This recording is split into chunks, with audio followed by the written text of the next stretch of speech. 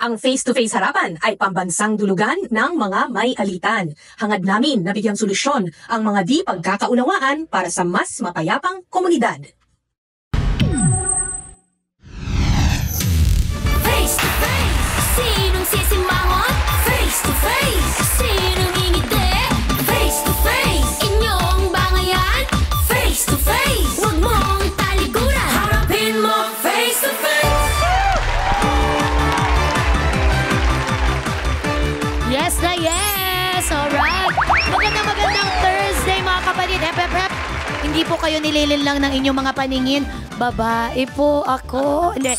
Ako po si Tuesday Vargas, your guest taga-Buyo. At ako naman ang sasalang para sa Team Puti! Puti! Let's go! At ako naman ang bisitang on the go sa pakikiusyoso, Alvi Casino po. Together with the energetic Team Pula. Pula. Sige na nga, papayag na nga ako, Albi. Pero lahat naman po dito ay may laban. Kaya welcome to... Face-to-face harapan! And sila naman ang mga proven experts sa kani-kanilang larangan. Our harapan tagpayo, Attorney Karen Jimeno.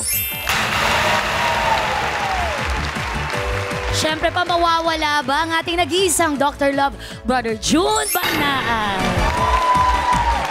And of course, Dr. Camille Garcia. At ang mag-aawat, sa mga ayaw magpaawat, siyempre pa, our pambansang referee, Corina Sanchez Rojas. Ate Corin! Wow!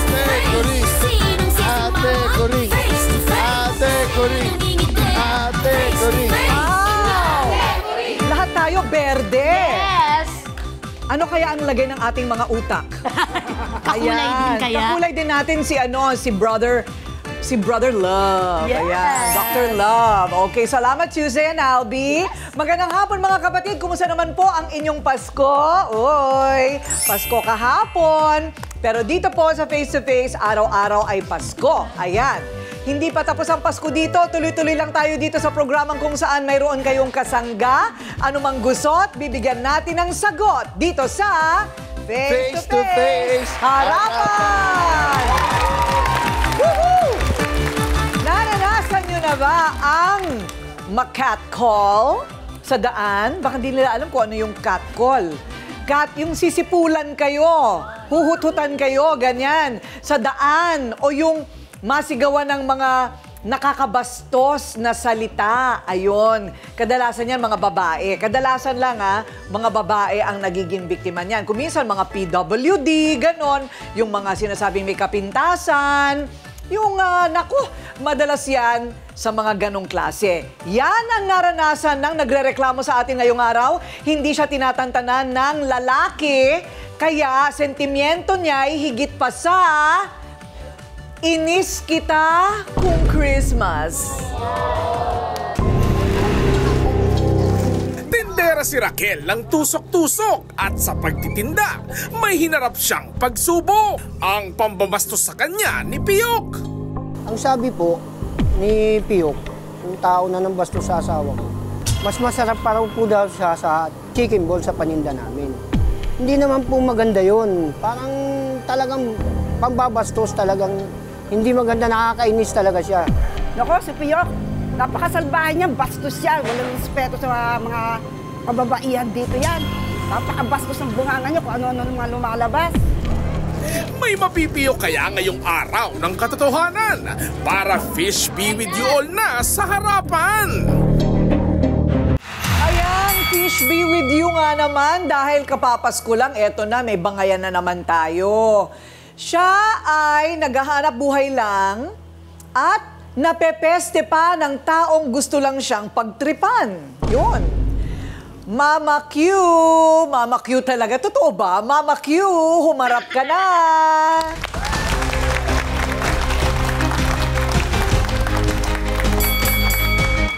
Ano bang problema? Nirereklamo ko po si Piyok. Sobra na po kasi ng bastos. Ba't ka naiiyak bigla? Wala na, ano na ako sa sarili ko. Kasi araw-araw ka na magkikita kami. Nabastos niya ako. sinabi mong binabastos ka, ano yung ginagawa? Sabi niya, ang cute ko daw. Tapos sabi niya po, siguro mas masarap ka pa sa paninda mong chicken ball. Pero hindi lang yan iisang beses. Hindi lang. Parate. Kada po magtitinda ako. Hindi ko na natiis, napiko na ako. Sinabihan ko siya, sabi ko, pwede ba? Umalis ka na lang. Kasi nabibisit yung paninda namin. Naghahabol po kasi ako ng pambili ng gamot ng anak ko. Ano ang sakit ng anak mo? Asawa ko, seizure disorder po. Seizure? Opo. Bakit daw siya sinisseizure? Nag-overweight po kasi siya. Oh.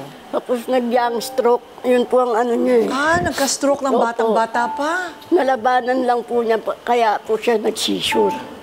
Magagamot pa ba daw yung seizure? Seizure yung nangingisay bigla, ano? Nagme-maintenance po siya, 2 years. Kailangan po ma-maintain niya yung gamot niya. Iniinom niya pa yun, umaga-gabi. Ayun. Saka kumukuha ng ng benta mo? Sa pagka, minsan, nangungutang lang po ako para magkaroon kami ng puhunan. Okay. Po, Kumusta naman ang paninda? Kumusta ang benta? Minsan matumal, minsan hindi. At yung kita araw-araw, mga magkano?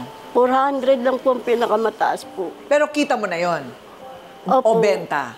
Benta ko po yun. Benta. Yung Pero kita mo, labas na tanggalin mo yung pag tinanggal mo yung opo. puhunan, magkano na lang? Ano na lang po, 1.6, ganyan. Mga 1.6, 1.3. Ayun. Sa isang maghapon. Totoo ba? Malakas din, ha? Kasi kasama po yung binibili po yung mga gamot na po yun, pangkain, baon. Oo. Tapos, opo. Okay. So, umaabot ka ng mga 1.6 na take home na? Sa 1.6 na po yun, kasama na po yung lahat. Na ilalabas na po namin lahat yung mga gamot, pangkain namin, pambaon ng mga bata. Yung sobra, yun lang po ang pinantitinda namin. Ayun, okay. Pero malakas din, ha? Opo. Malakas din yung kita Opo, mo. pag tapat po ng talagang malakas, mabili siya. So, tapat ng... Opo. Tapat ng eskwelahan? Opo. Sa Doon po ako ganon. pumupwesto. Marami kayong nagtitinda doon? Marami rin po kami, mga katakadabi lang. Pero walang permit? Wala pong parang, kumbaga sa pesto-pesto, paglabasan lang ng mga bata, doon lang kami. Sinong katulong mo dyan? Yung asawa ko po, ako lang po kasi yung nagtinda dahil gawa nga po may sakit siya. Kaya ako po ngayon, taon po na nung nagtinda ako, nakatapat ko po si Piyok. Kung nandun ang asawa mo, siguro hindi ka niya magaganon. Opo, siguro po. Kasi kung nandun ang asawa ko, hindi naman niya siguro ako gaganunin ng harap-harapan talaga na. Ang KSP o kulang sa pansin na bumabastos kay Mama Q, siya naman ang kakastiguhin natin kung totoo ang sinasabi mo, ha? Yes. Sa pagbabalik ng Face to Face, Harapan! Face to face, sinong sisimangon? Face to face, Pula, pula. sinong ngiti? Pula, Face pula, to face, inyong bangayan? Face to face, harapin man face to face.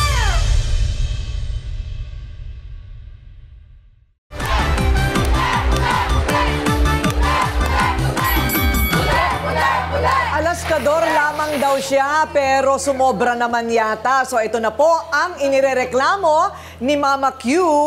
Piyok, humarap ka na!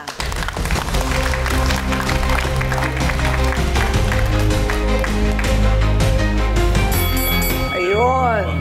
Ayun, si Piyok. Si Piyok na, ano bang trabaho natin? Wala, ano ka lang doon? Parang sa pagpaparada ng mga sasakyan? May mga harap na eskwela, may mga sasakyan yung pupunta ron.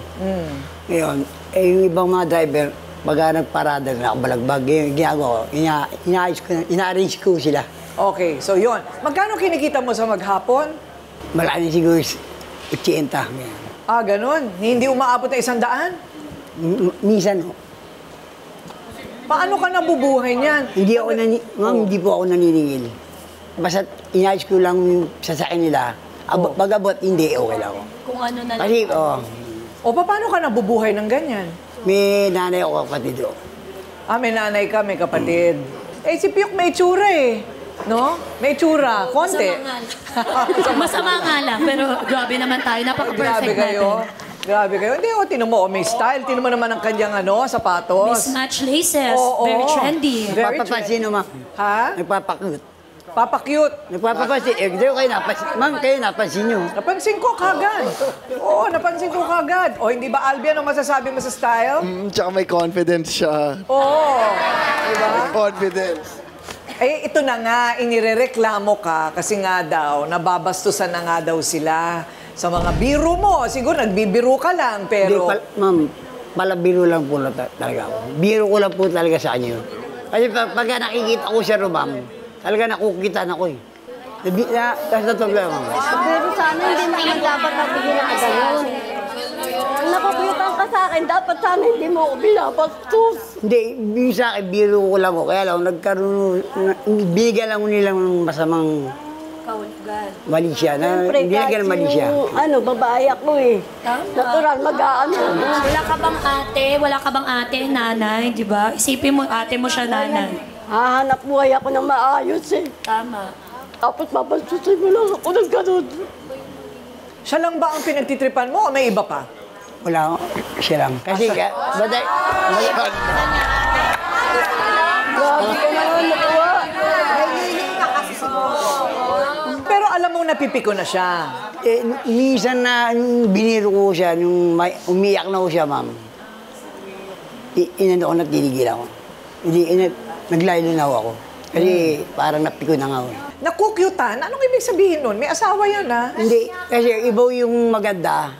Iba yung maganda sa pangit. Hindi yung siya pangit, hindi siya maganda, pero cute. Grabe ka nga maklit sa akin eh. Grabe. Hindi maganda, hindi cute. Hindi maganda, hindi pangit, pero cute. Saan sinama mo, di ba?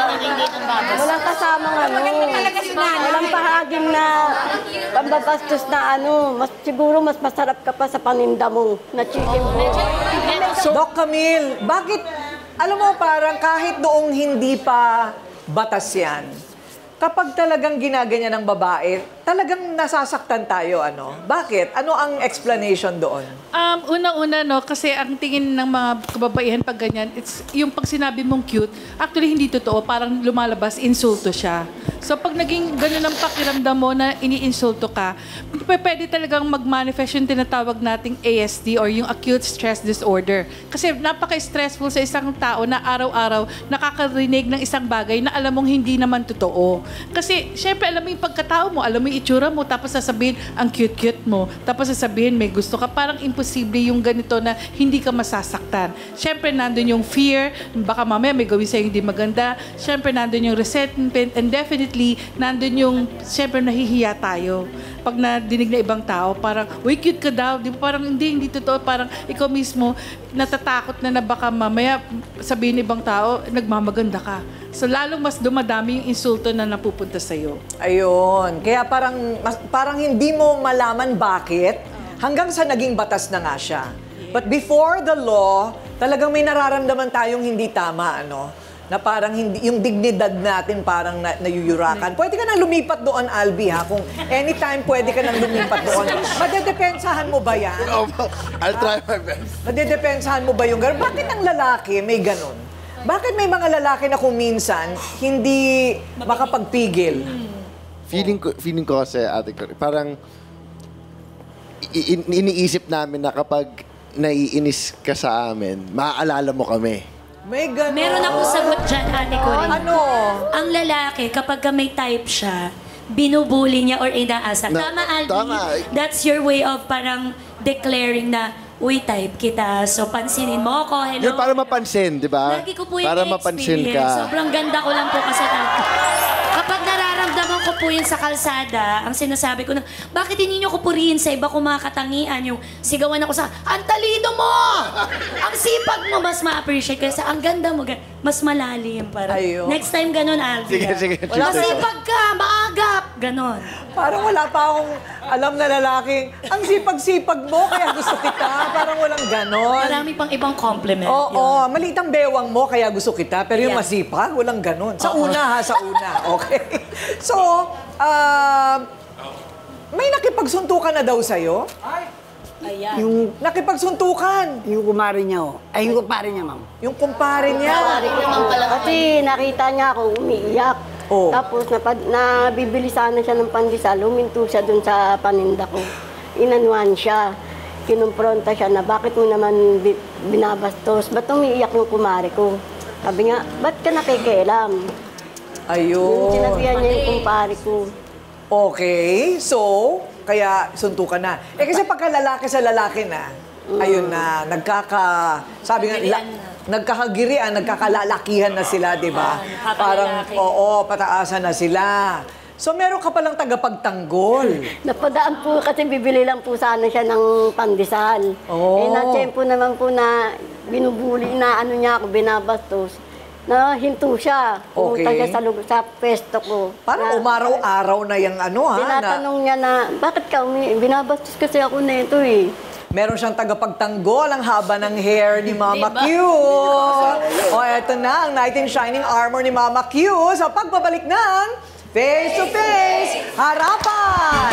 Face to face, sinong sisigawan? Pula, pula, pula. Face to face, sinong ngingiti? Face to face, inyong bangayan? Face to face, huwag mong talikuran. Harapin mo, face to face. Pula, pula, pula.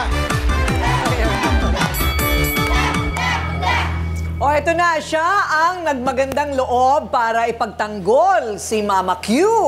Next naman. Eto na, Mang Boy, humarap ka na!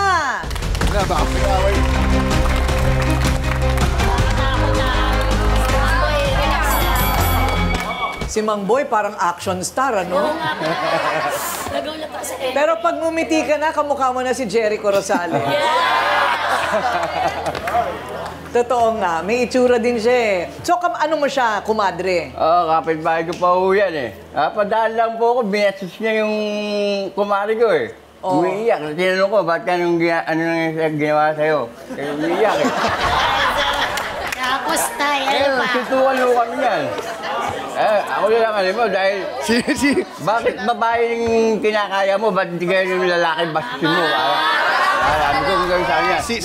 Kasi po ako, marami akong anak na babae. Yun. Oo, may anak po akong babae, 5 po. 5? Oo. Wow. Ilan ang anak mo lahat? Bali, 7. 7? Apo. 5 babae. Bali, 6 na rin yung babae dahil baklain siya eh. I like it. I like it. Okay, so, parang nakaramdam ka para sa mga anak mo rin. Oo, ayong ginabastos yung babae. Talagang babae, pag dapat ginagalang yan, hindi dapat ginabastos.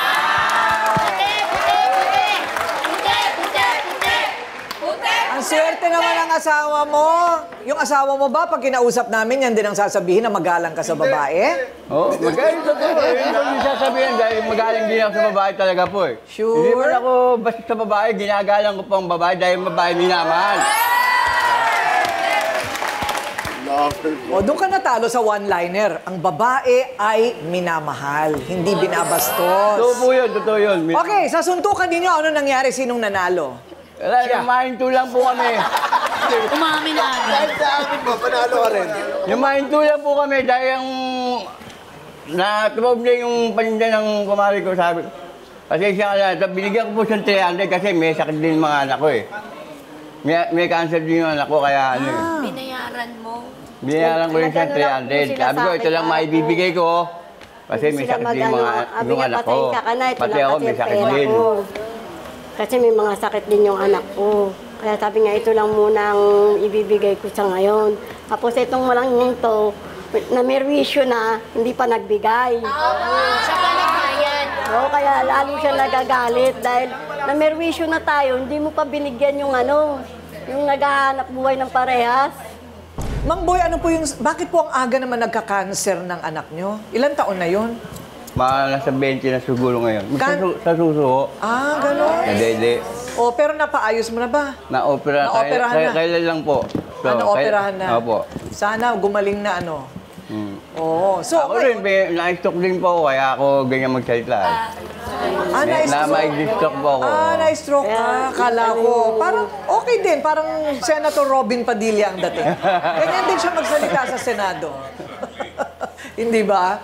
So, na-stroke din. Mag-aalaga po kayo ng sarili nyo. Napakahalaga ng kalusugan. Yan. Ikaw ba, Albi, pagka nakakita ka ng may binabastos, Ikaw ba yung tipong makikialam? Sa totoo lang po, hindi. Bakit? Kasi kung away ng magjowa yan, away na nila yan. Wala na ako doon. Wala ka na doon. Pero yung ganun, hindi naman sila magjowa, Ayun, kunyari may nakita akong babaeng clearly binabastos ng lalaki. Di ba? Siyempre, sasabihin ko na, tigilan niya na yan. Pero hindi na ako makikipagsuntukan para sa iba. Oo naman. Kasi may anak ka na rin. May uuwian ako sa bahay. May uuwian ka. Ikaw, Tuesday, anong style mo? Ako po mapakialambo talaga ako. Pagka meron pong mga karapatan na nalalaba, kahit nga po hindi babae, maski ikaw kuya, may karapatan ka rin. May espasyo ka rin. Di ba? Gusto mo ba ginaganon ka rin? Di ba ayaw mo? So dapat golden rule, wag natin gagawin sa kapwa ang ayaw natin ginagawa sa atin. Ako pagka ganyan, nakikipaghamunan pa ako. Makikialam ako talaga. Nanghahamon din ako sa ganyan. Pag mataon lang ha. Pero teka muna ha, kasi may kakampi ka, right? Siya, meron din siyang kakampi. May kakampi din si Piyok. Ang hindi ko lang alam, ano kaya sasabihin ng kakampi niya? Umaamin na nga ito na nagkamali siya. Ewan ko lang ha, ano bang klaseng behavior ang ganitong labi sa pangungulit na sumusobra na? Mamaya, sasagutin niya ni Doktora. At yung kakampi ni Piyok sa pagbabalik ng Face to Face, Harapan! Face to face! Pula! Sisimangot? Face to face! Sinong ngingiti? Face to face! Inyong langayan? Face to face! Huwag mong talikuran, harapin mo! Face to face!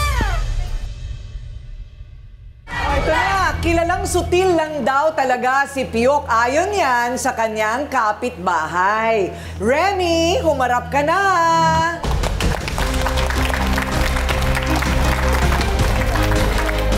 Hello, Mang Remy!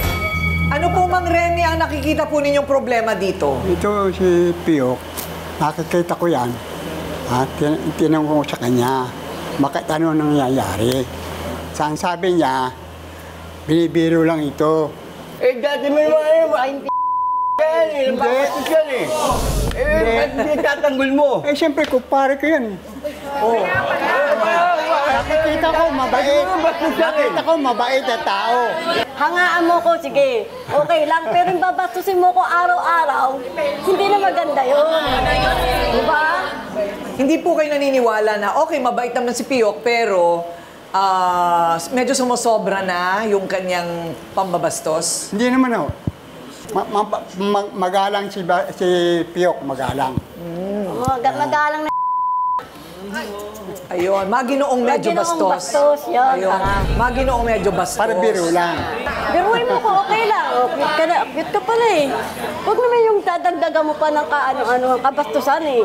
Pero sapat na ba na sabihin na siya isang masamang tao? Sige nga kayo. Ito ang kakampi ninyo, ha? Ano sa tingin ninyo? Ano naman po kasi yun? Below the belt naman po. Tsaka, nasasaktan na po kasi si ate, so know your limits po. Hindi na po tama, kasi nasasaktan na rin po kasi siya.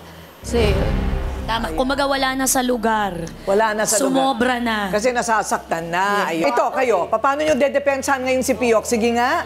Ako po sa babae, minsan po may mga nagsasabi rin po na ganyan, ang ganda mo. Pero for me, tinatake ko siya as compliment. Baka naman po kasi yung sinasabi po ni tatay, baka po compliment niya sa inyo since parang crush nga po niya kayo. Sa batas ba merong ganon? Saan yung linya, Attorney Karen? Pagka halimbawa may nagreklamong formal? Yung husgado naman natin, may tinitignan silang mga standards na based on yung reasonableness o yung kung ano yung reasonable talaga at yung kung ano yung talagang nakakabastos. So, titignan nila yung salita. So, sa akin, objectively, siguro kung pumunta to sa korte, yung sinabi na mas masarap ka pa kesa sa tinda mo, hindi compliment yun. Palagay ko yun, objectively, sasabihin nakakabastos. And yung batas nga natin, sinasabi doon na yung gender-based na harassment sa public places o sa kalye ay base doon sa mga remarks na nakakabastos kahit ano pa yung motibo. So kahit sabihin na natin itong si Piyok ay may crush dito kay Mama Q, yung sa pagsasabi pa lang yung mga pinipili mo pong salita, basta nakakabastos, ay tinatawag ng criminal act dito sa Safe Spaces Act natin. Ayun. So, nasa husgado. Pero parang alam mo rin kung ano ang nakakabastos sa hindi, ano. O pinag-uusapan yung asawa, di ba? Paano kung nandun yung asawa? Nandito po ngayon ang asawa ni Mama Q. Opo, si Mang Edwin. Andyan, nasa Sausawero, Team Puti. Ayan, Tuesday. Ayan, pakilala natin si Mang Edwin. Mang Edwin, magandang hapon po. Ako ay Akala ko hindi siya kinakabahan. nakakatayo. Oo, sa mga oras na to. Mang Edwin, ano pong masasabi niyo sa nagaganap? Hindi po maganda talaga yan kasi pambabastos talaga yan eh. Kasi kahit sinong asawa gaganunin, hindi maganda. Kasi tignan mo na lang yung tsura niyan, oh. Talagang bastos talaga yan. Pero ayaw nyo na rin ng gulo, ano? Para sa akin... gusto lang namin, tahimik na buhay. Kasi may mga maliliit pa yung mga anak ko eh. May sakit pa anak ko, may sakit din ako. Dr. Love, di ba yan ang sinasabi nilang sukat ng tunay na pagkalalaki, yung marunong magtimpi? Marunong magtimpi. Alam mo, marami tayong matututunan dito sa kasong ito. Unahin ko si Piok. Piok, magandang hapon sa'yo. Naunawaan ko yung damdamin ng isang lalaki na may pagtingin sa iba. Ang tingin ko rito talaga si Piok may crush, nagagandahan, whatever, kay Mama Q, no? At dahilan sa sobrang crush niya, nalimutan yata ni Piok na may asawa itong babaeng ito. May asawa ka ba, Piok? Wala pa. Okay, may mga kapatid kang babae. May nanay ka. So, hindi mo rin magugustuhan yung ginawa mo na gagawin dun sa iyong mga mahal sa buhay. This will teach us a lesson na kinakailangang alamin natin ang limitasyon natin. Dahil kung ipagpapatuloy mo yan, Piok, magkikita tayo at dadalawin kita sa kulungan. Ganun pa man, maging aral na sana kay Piok na respetuhin ang kapwa, babae o lalaki o sino man, ano mga gender. Kailangan nating respetuhin. Ate Coring. Thank you very much, Dr. Love. Doktora Camille, ano mapapayo ninyo sa mga kabataan? Kasi kung minsan nawawala na rin yung ganong galang, respeto, bagamat sa batas ngayon, mas malinaw na talaga ang mga regulasyon sa pananalita at yung tinatawag na harassment. Okay, unang-una siguro dapat nating isipin, lalo na yung mga Gen Z, mabilis na rin yung tinatawag nating pagkakaroon ng resilience or yung mas matatag sila in terms of yung ini-ignore nila yung mga ganitong klaseng mga pambabastos kasi parang iniisip nila, ay wala yun. Kaya lang tayo, parang kung paulit-ulit na nangyayari, lalo na yung nangyayari kay Mama Q, iba na yon. Yung iba sinasabi, kaya ka nababastos dahil sa kasuotan mo. Pero actually, hindi yun. Hindi dahil sa kasuotan nababastos ang isang tao. It's rather, siguro, meron din pagkakataon na yung nambabastos, nagsisik ng validation dahil mahina ang kanilang personalidad. Hindi, marami silang insecurities. Kaya gusto nila mapansin. Kaya yun ang pamamaraan nila para sabihin it's a mask of their bravado or yung tinatawag nating mga insecurities at saka yung mga kahinaan at personalidad ng taong ito. KSP kumbaga. Yes. In Tagalog, KSP, kulang sa pansin. Okay lang naman maging kulang sa pansin pero wag lang sa masamang paraan. Thanks, Doc Camille. O ito naman, sa iba pa sa atin na, ayan, medyo nababastos, ganon. Sometimes, ang babae, kailangan marunong ding lumaban. Yes! Diba? Na kaya mong ipagtanggol ang sarili mo, hindi ka natatawag ng tulong. Pero, ano ba ang first step, Attorney Karen, kung gusto magreklamo ng isang babaeng ganyan? Pwede kang pumunta una-una sa barangay. At nakasaad din naman sa batas natin, any police officer. So kahit sinong police, pwede nyo ring lapitan. At syempre, pwede rin kayo pumunta dun sa tinatawag nating mga Office of the Prosecutor kung saan pwede kayo mag-file ng complaint. So mga fiscal. So pinakamalapit talaga barangay or kung sinong police yung kung nasaan man kayo pag nangyari yan sa'yo. Okay, pagka ba may nakita ka ng babastos, okay lang na mambugbog ka? Ayan, Mamboy, makinig ka na, ha? So magandang tanong po yan, Ate Coring, kasi sa batas natin, di ba may tinatawag nga tayong self-defense. Pero ang self-defense kasi, dapat dun siya sa taong inaatake at yung gagawin mo rin ay katumbas lang dun sa ginagawa sa'yo para maprotektahan mo ang sarili mo.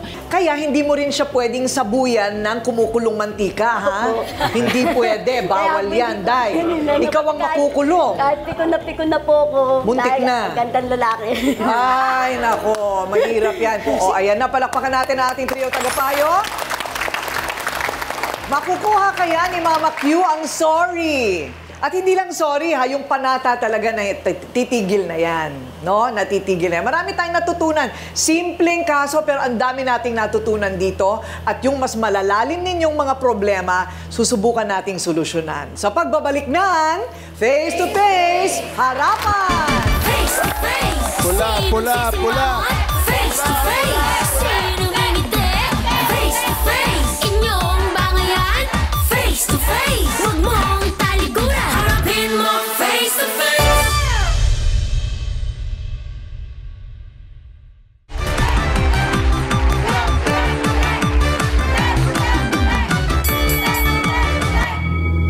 Ayan. So, syempre, tutulungan namin kayo unang-una na makipag-ugnayan sa inyong mga barabarangay. Baka makabigay po sila ng mga trabaho na hindi kayo... Alam mo, pag walang ginagawa, pinaglalaroan nga daw ng demonyo ang utak. Ayan, pagkaparati kang walang ginagawa, nakatitig ka lang sa kawalan, di ba? Pinaglalaroan daw ng demonyo. Totoo yun, Hindi ba? Pagpatambay-tambay ka lang. O, ayan. So, hahanapan ka namin ng trabaho kahit simple, no? Ito pala yung 60 anyos na. Pero mukhang bata pa at malakas ang katawan. Ang lakas pa mang Alaska. O, pangmalakasan. Okay. Sir, yung tulong din mula sa barangay para po sa maintenance ninyo, subukan natin. Ano po, ilalapit namin kayo kung anong klaseng tulong ang pwede namin ibigay kahit kay Mang Remy. Na lahat sila may sakit. Lahat sila may sakit, pati yung anak mo, asawa mo. So, tutulong kami. Ngayon, mag-aambag kami ng konti dahil nagsapakan sila, nalaglagang paninda mo, ibabalik namin yung puhunan mo sa'yo. Okay ba? Ayan. Para bagong simula sa bagong taon, di ba? So, ano sa palagay mo, Piyok? Siguro naman, medyo naliwanagan ka, Naliwanagan ka. So, anong gusto mong sabihin ngayon kay Mama Q? Mama Q, sorry, I admit, hindi ko na ulitin. Paano kay Mang Edwin? Pare. Brad, pasensya lang. Sorry, hindi ko na ulitin. Hindi na uulitin. Ayun. Ang bait naman ni Ang bait naman ni Mister. Meron po akong gustong sabihin, Ate Kuring, bilang tao, palabiro si Piyok, di po ba? Ang kabungangan ko bilang komedyante ay pagbibiro. Okay, naiintindihan ko yung sinabi ni Doktora Camille na minsan, defense mechanism natin ang pagbibiro, nakakasabi tayo ng mga bagay na hindi natin masyadong naisip para lang ma-fill ang dead air, ang space. Dahil meron tayong mga sarili nating pinagdadaanan na pinagtatakpan natin ng problema. So, sana yung trabaho ay doon natin ilaan ang enerhiya kesa sa pagbibiro ng nakakasakit ng damdamin. At kung meron po kong tulong na ire-request, siguro po, mental health din po sana. Dahil po, ang tingin ko pong pinagdadaanan ni Kuya Piyok ay internal. Kumbaga, maraming bumabagabag sa isip niya na tinatakpan niya lang ng mga jokes, tinatakpan ng mga kutsa or obserbasyon na nakakasakit ng damdamin. Baka pagka natulungan ka sa aspetong ito, mapalitan yung birong nakakasakit ng magagandang komentong nakakapagbasaya ng kapwa kaysa nakakasakit. Ayan, ang galing naman. Ay, maganda nga. Sige. Magkamayan kayo. Kailangan may pruweba. Magkamayan. Ayan. Ayun. Yung nagsuntukan ay si Kuya Edwin. Lapitan mo naman yun. Natatakot ka, no? Ayan na sinasabi ko, biro-biro na naman. Ayun. Okay, good. Bakit naman hindi? Ayan, si Tatay din. Pati si Tatay Remy. Ayan, nakakatuwa naman na, kita mo, naiiyak pa si Mama Q. Tears of joy. Kararaan pa lamang po ng Pasko at papasok na po ang bagong taon. Mas maaliwalas na tapusin po natin ang taon na ito, na pag-isipan din po natin ang ating mga sariling pagkukulang at ito'y itama. Diba?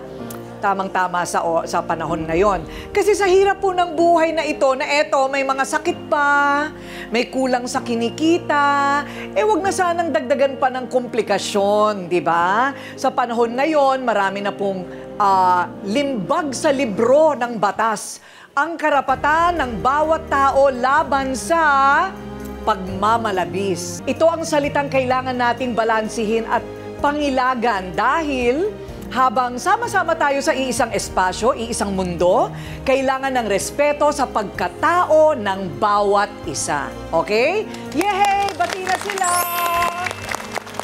Another problem solved! Ako po ang inyong pambansang referee, Ate Coring, nagsasabing may cake ang harapin ng mga issue dahil walang hindi na dadaan sa pag-uusap. Basta dapat may mukha kang ihaharap dito sa Face to Face Harapan! Ayan! Face to face! Pati tayo! Face to face!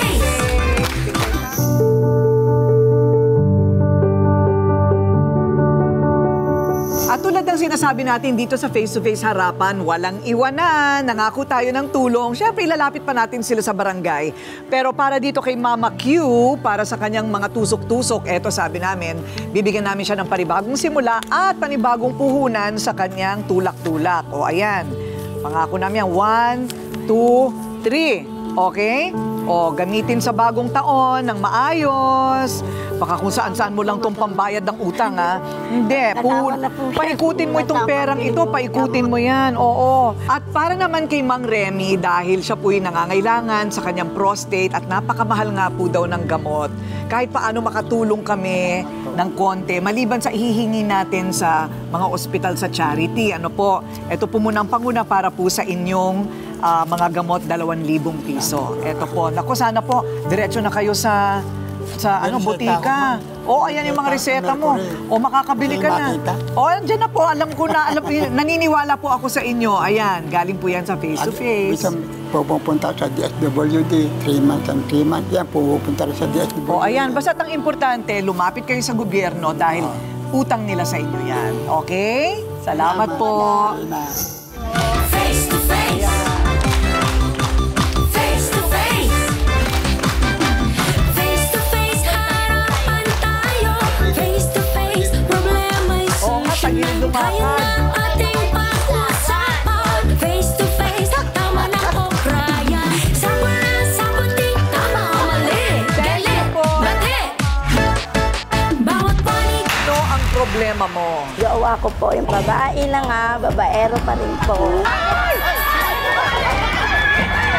Kapadikit lang sa yung babae, galante ka.